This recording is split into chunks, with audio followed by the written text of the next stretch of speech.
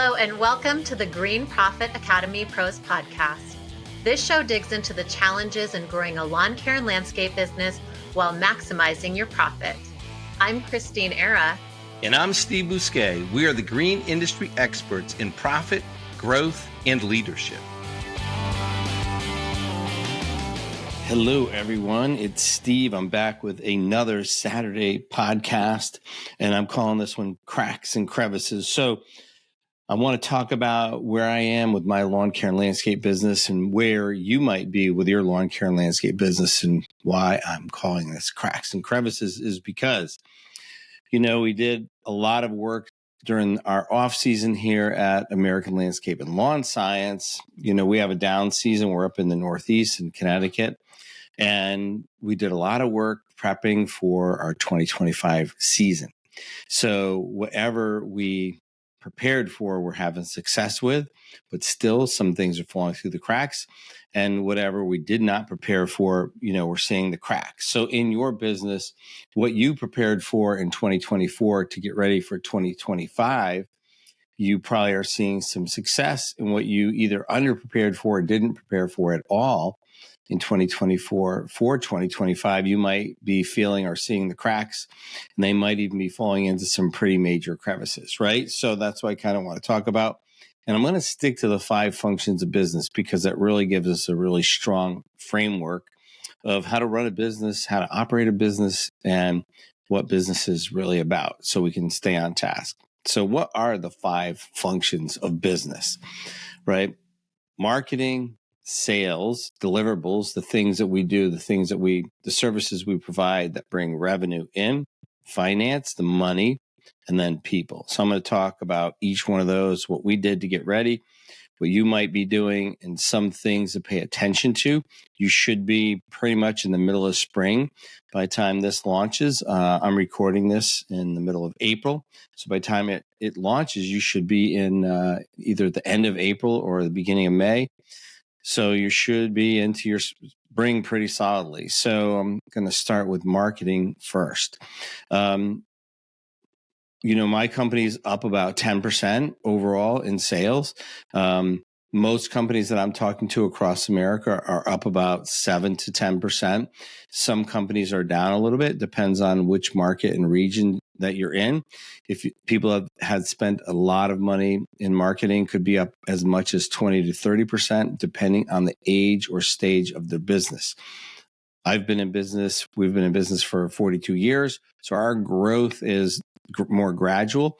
But if you're in that, I would say 5 to 15 year stage, you could still see that 15 to 40% growth, especially depending on your market.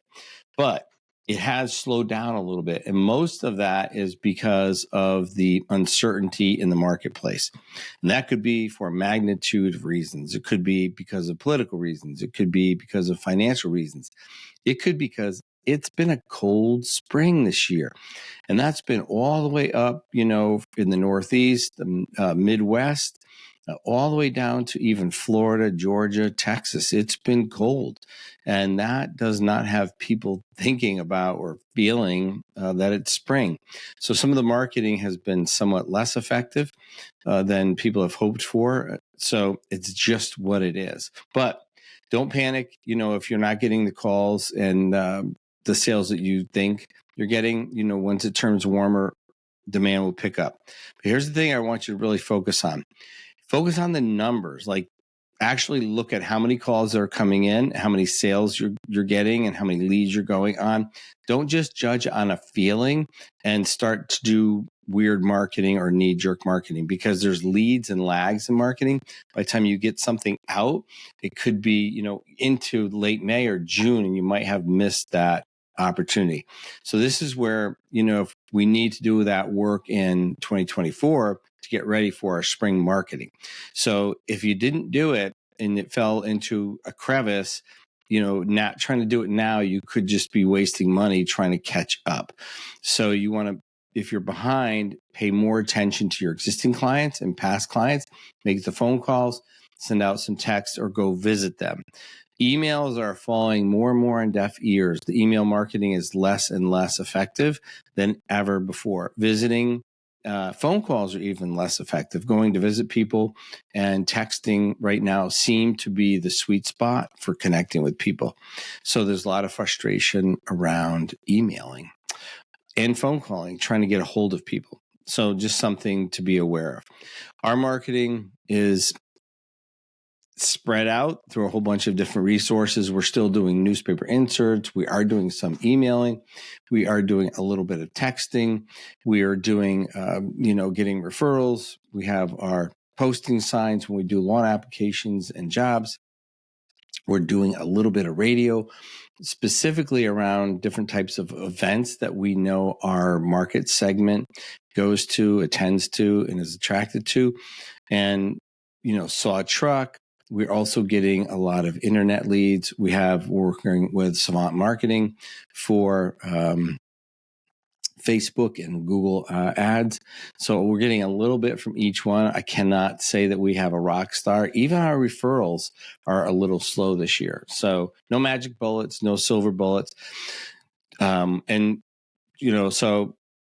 it's a little slower this year, even if 10% feels slower, just because COVID was crazy. Coming out of COVID, sales were super strong.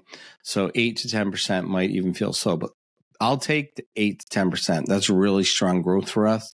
So look at your numbers. Don't go on feelings. Go on data. Go on actual numbers, and don't panic. Look at your numbers. Sales. I've been talking about this. If you've been following the podcast, you know that double touch sales. If you're clicking off emails, you're going to struggle with sales. And I don't have facts that back that up. I've been working with my clients in Green Profit Academy to get them to call and go see people. And that immediately leads to about a 25 to 30% boost in sales, just as opposed to clicking off emails, which is really wonderful to hear, because, that could be $250,000 to 300 or even $600,000-$700,000 in increased sales just by going old school and going to talk to people. I hired a painter for my house, and I was like, is this guy listening to my podcast? I asked him, he was not. He came to the house, he met with me, told me when he was going to come back with a quote. We set the second appointment, and he showed up and went over the quote in person, and I signed the agreement, gave him the deposit, and it was all done exactly how I am advising people to do sales. He went over everything with a quote in person. He didn't just click off the email. He wasn't too busy. I'm too busy to do sales properly. Excuse. So one of the things that I hear is, I'm too busy to do my sales properly, when in fact, it's really a matter of priorities, right? So if we're too busy to do sales and we don't have enough sales, what are we really saying? And we're saying one thing, but in fact, we're not prioritizing. I've been guilty of it myself. I'll go do 10 other things as opposed to doing the thing that I should do. But in sales, if that is our primary function in the business and that drives revenue, that's what we need to focus on. And we can make a lot of excuses. I'm really good at making excuses sometimes, but going out and seeing people is, if that's your primary function, go see the people. The worst thing they're ever going to do is say no. And sometimes they'll say no, and you can, follow up the sale, follow up till they say go away. The other thing is, really, we've been doing this for 25 years plus, is give people options, good, better, best, or, 1, 2, 3. Give them some type of option. The only option, if we give them just the option of yes or no, that's really hard for people, because they might want to do business with you, but the option that you give them just doesn't fit for whatever reason. Maybe it's money, maybe it's the style, maybe they want something fancier or something just one step down. So try to give some options. You might have to be a little creative, but yes or no is not really a good sales option or a good way to sell. And it doesn't always have to be money based. It could be a little more creative, and it could be a little more desire, like, adding another application, adding lights, adding bigger plants, adding seat walls. Depending on what your service is, adding an additional visit, adding additional weeding, adding something. Maybe they want a little more attention. I know our customers just love the attention. When we do a lawn installation in the fall, the next year that includes a lawn care program in the next year, and includes a touch-up seeding the following year. People love that. We actually get hired to do lawn installations because of the extra care, even though it's more, because they want to make sure that lawn, that investment is going to be taken care of. Not everybody is looking for the lowest price. They really want to make sure their job that they've been assigned to is going to win, right? So usually when someone's buying a service from us, they have someone else they live with at the house, and they are responsible to answering to somebody, and they want to make sure that they look good. They want to make sure that they're doing their job. And that can be more important than saving a few dollars or pennies, because they really don't want to hear if they fail. They really don't want to have to be the person that didn't do their job. So we want to make sure that we can help them win, but in the eyes of the person they have to answer to and report to. And that could be a spouse, that could be a parent, that could be the people on the street. Nobody wants to hire a contractor and then have to explain to the rest of the street why the job looks so bad. So we want to make sure that we can support the people that are hiring us, do a good job, give them options to really stand out. So that double touch sales, call people, text, show up, meet with them. If you don't have time to do the sales properly, look at your priorities. It's never a time management issue. It's always a priority issue. So right now is the time to sell. So look at your priorities. If you're having a struggle with that, if you need help with that, reach out to me. I coach around that all the time. Next is deliverables, right? What are we doing? And again, this is one of those priority issues. We always want to make sure that we're aware of what our highest gross profit margins are, our activities, and that we're always doing the kind of work that's going to give us the highest gross profit margin, because there's only so many hours in a week, in a month, in the year, and we want to make sure that we're getting the most bang for the buck, because we have equipment payments, payroll payments, overhead payments. We want to make sure that we can generate the most revenue. And sometimes in sales, it's easier to sell the lower dollar jobs. Just is, right? Cheap condo lawn care, easy to sell that stuff, but it's hard to turn really good numbers on it. So we want to focus on, selling dollars for higher gross profit margin. So whatever services those are, that's what we want to be focused on. So your deliverables, make sure that you're using your equipment and your people to get the highest gross profit margin. And whatever work that is in your market and your skill set, you have to determine that. And if you're struggling figuring that out, we have our triage program that's very popular right now. I've been working with people since December on that, figuring out what their highest gross profit margins are and just lining that up. And it's interesting. It's usually what they like to do best, and figuring out how to market that more so they can spend more time doing the things they like to do best. I find that it's the same thing for us. We love lawn care. We love lawn care treatments, and that's our highest gross profit margin. And so I'm finding that typically when I'm working with people, whatever they enjoy the most ends up being their highest gross profit margin. They just need to say no to the things that they don't enjoy, and how to market to get more work that they enjoy. Next is finance, right? Cash flow. So if you're in the middle of spring, a lot of people will start feeling that cash flow pinch. Again, this is going to be a crack, right? It could be a crevice. So if we didn't plan for kind of knowing that cash flow crunch was going to be showing up in the middle of spring, because we have all our payroll, people still owe us for the work that we started up. It can be painful, right? Maybe we're pushing our line of credit. Cash is king right now. We want to hoard every dollar we can because we're going to have that payroll. We want to bill as fast as we can. Job is done, bill it, and collect it. Bill it, collect it, bill it, collect it. We want to keep that cash flow going as fast as we can. Get deposits on all of the jobs, any mulch jobs, any cleanups you're doing, any landscape jobs, get that as much as your state will allow. We get 50% deposits. And then when the job's done, we're getting the balance the day the job is done or the day after the job is done. We're getting paid, but we need to turn those dollars over really quick, because this is where the pain. You had that whole spring startup, It's expensive, right? We have to get all the equipment ready. We're having just costs to get going. And then payroll, material, there's a lot going on. If we're advertising, you have that money. So, years ago when I started Profit First, we started funding that marketing account all year round because that was a crack in my game. I was getting a money crunch because of the marketing, because for lawn care, we're spending all of our marketing in a 12-week period. So I would pull all this cash out in 12 weeks and it would hurt, for our cash flow. So now we're funding that marketing all year round and it comes out in that 12 weeks. We also started a down season account.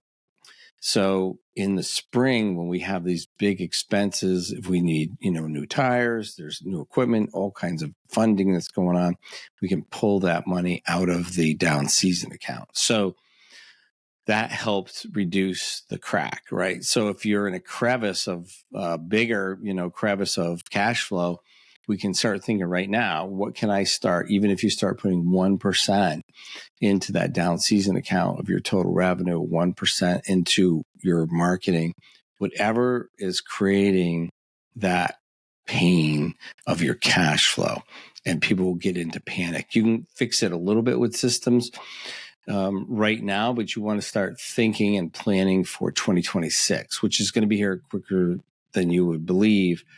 But, collect the cash from the jobs, get your deposits, start thinking about, because if you don't fix it or start thinking about how to fix it, it will just rinse and repeat every year. And I've literally probably had people that have called me up 3 years. They don't sign up for the coaching.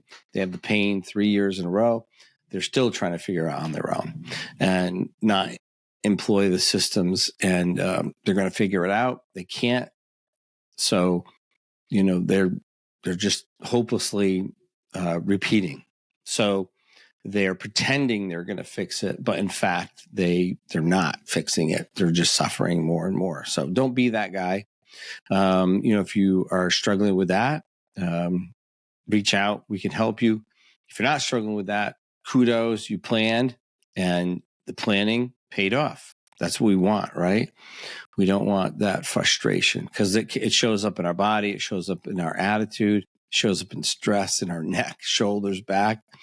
We bring it home with us. We're not the best version of ourselves. And money it can create a lot of stress for a lot of people when we're looking at that payroll and we're wondering how are we going to meet that payroll.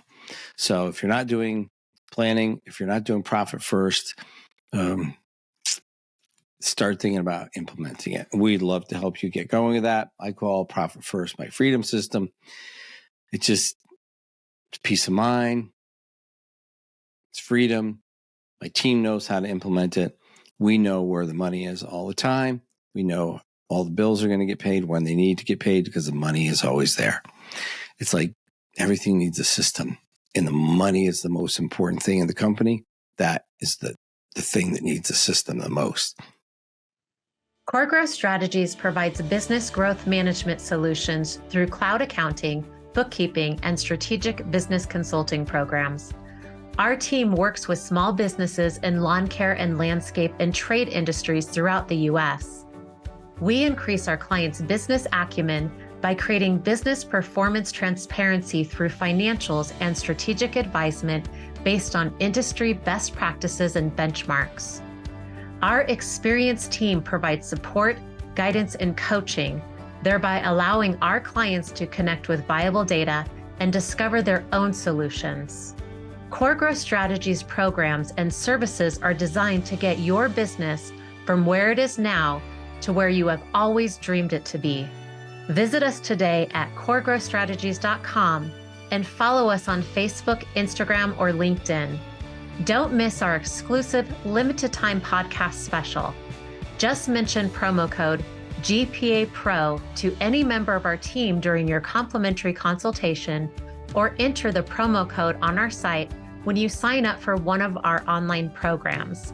That's promo code GPA Pro. All right. people, right? So we had to hire a couple people, and we did the Indeed and the ads and had over 150 people apply. We did the phone interview, we did the in-person interview, and we had working interviews lined up. None of the Indeed people showed up for the working interview. So what is the working interview? We have people that come for the day, and we pay them for the day, and we just see if they like the job. We see if we like them. Do they pay attention? Can they follow instructions? And do they understand what's involved in the job? But we had jobs scheduled. I think we had 3 people that qualified that made it all the way to the working interview. None of them showed up. We did have someone that was a referral from one of our team members who referred someone. They showed up for the working interview. They're going to be taking the applicator's exam next week. So if they pass that, they'll be joining the team, and then we'll start their onboarding. We'll continue their onboarding. They're kind of already in the process of onboarding. Then we also have another working interview from another referral this coming week. So we have 2 people for the lawn application. And then for landscaping, we're still looking for one more person. We've interviewed about 5 people, and they make it to the in-person interview. And then when we kind of explain that job and how much work it is, and how we have to work in the weather, and we have to work Saturdays if it rains during the week to catch up, that usually ends that conversation. So we're still looking for that person. We also did hire a phone person.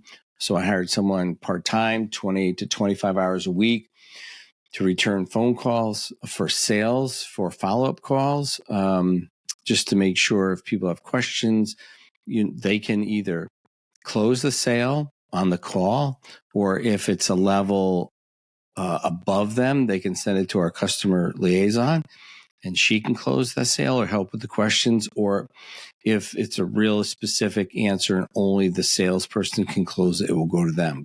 So I'm hoping that our new person can close 1/3 of the sales, 1/3 will go up 1 level above, 1/3 will go 2 levels above. So that will take that.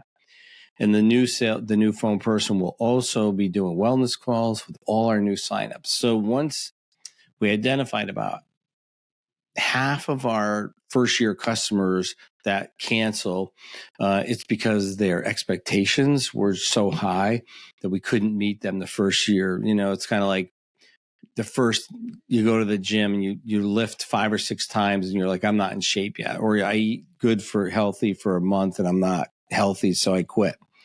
So, we found that people would get 5 applications and they thought their lawn was going to be perfect. So it wasn't perfect yet, even though we've been telling them 2 to 3 years, because we got to get their soil right. We got to get the grass planted. It has to grow in.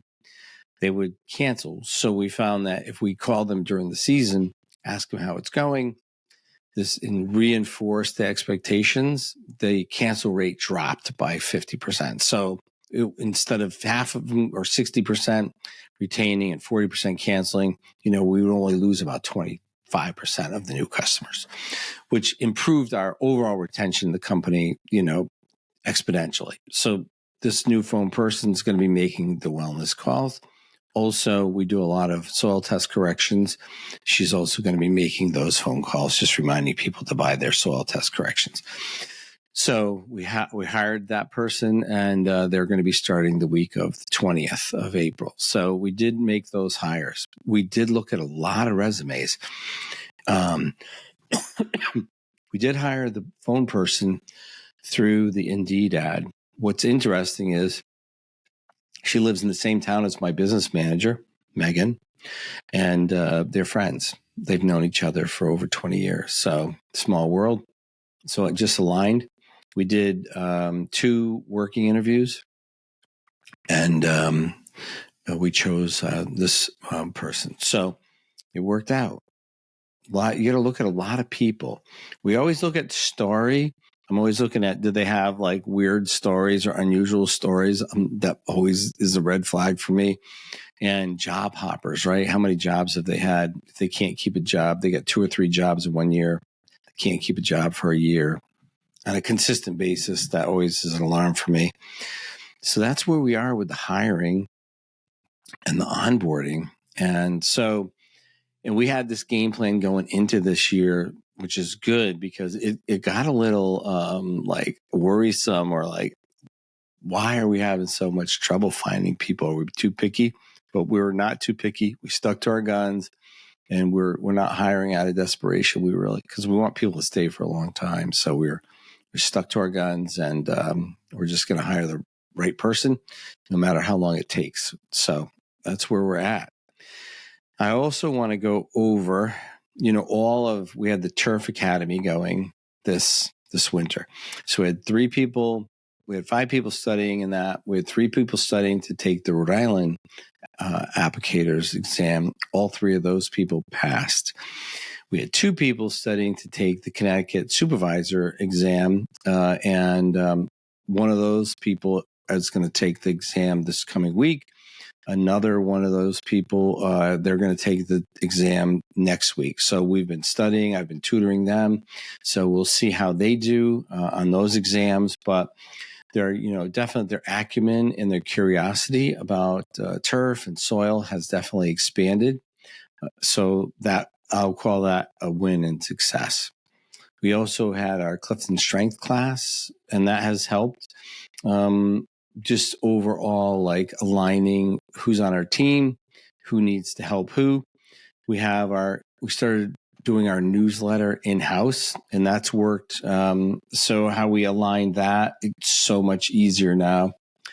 I write basically an outline with some content. I send that to one of my team members who's great in Canva. She does the outline and all the artwork for the newsletter. She sends that to someone who has high strategic, which is like the skill of finding what's wrong or the problems with something. And they scan it. They find all the misspellings, grammar, any colors that don't match our schemes. And they fix it, send it back to my graphic communication person who's in the company. They fix it, send it back to me. I approve it. Boom. And that's about a 3 to 4 hour process between all 3 of us. So just aligning those skills seems to, it is so much more efficient than dealing with the outside company that would, have to try to understand what we're trying to say and fix it. So the CliftonStrengths has really helped align and create awareness. Also lining up who's doing one-on-ones. We do one-on-one check-ins monthly with the whole team. We've made sure that people who have that relator skill, people that like to connect one-on-one or with small groups of people, are doing the one-on-ones. And with the communication, that's really worked. So the theme this year in my company has been communication. I have communication as number 2. So we've been really aligning to make sure that, what is communication and how do we get it out into the company? So we're doing more, it's systematically. So scheduled meetings, who needs to be in the meetings, and finding out what information they need. So asking the lawn techs, what information would you like and how much and how often do you want it? Like, where are we in the round? How much production is left? What round is coming up next? When do we expect to start that? When would we be finished with that? What equipment is needed? And so asking them, and it's interesting because we have some lawn techs who have learner and executing. So they have that intellect along with the executing, and they want more information. So they have input, intellect. So input is like they want to gather information. So they just want to know stuff. So they obviously want to know more things. And then we have 2 lawn techs that lead with a relationship. So they want to know more about people, who's on the team, who's the new hires, who's going through which training, who passed their test. So we provide that information. So we don't brush stroke information throughout the company. We're kind of really, individualizing it for specific people so they feel heard and seen, and we can give them information that is pertinent to what feeds their strengths. So we've been focusing on that. And then the other class we ran was the Change Your Question, Change Your Life, by Marilee Adams. We did that book along with the workbook, and we had 8 people in that class, and most of the company has been through that now. And that has been really big. We have the choice map that goes along with that, the learner path and the judger path. And then you have the switching path to get back to learner if you're on judger. And we've been going over that. It's always a weekly discussion. We talk, we talk about where are we at, where are you at on the choice map?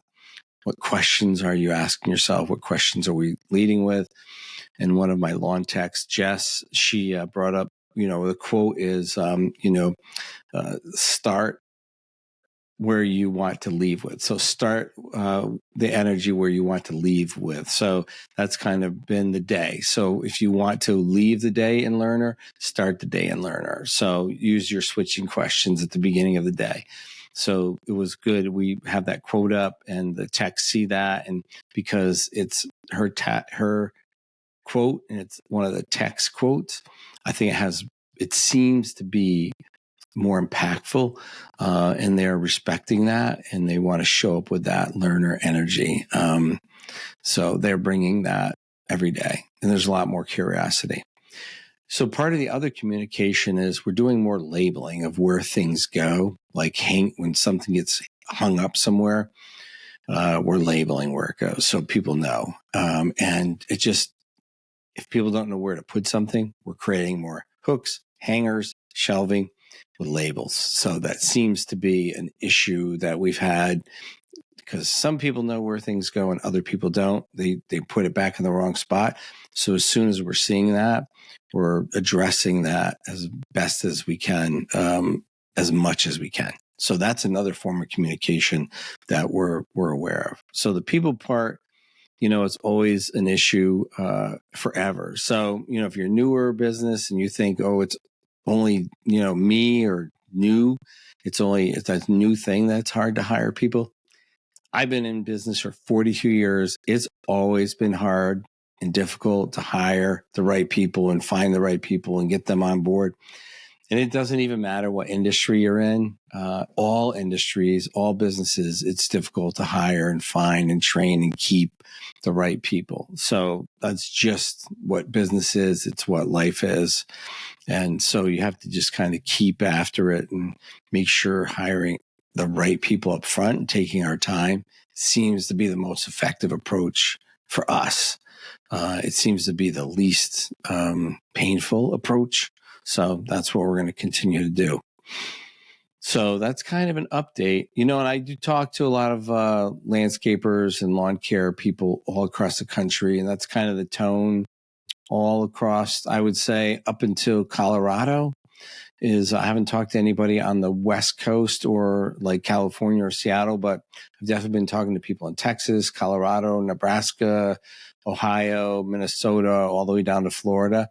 And that's about what people are experiencing, a little slower, a little colder, but still up. So watch your numbers, but it doesn't feel up because it doesn't feel like summer yet.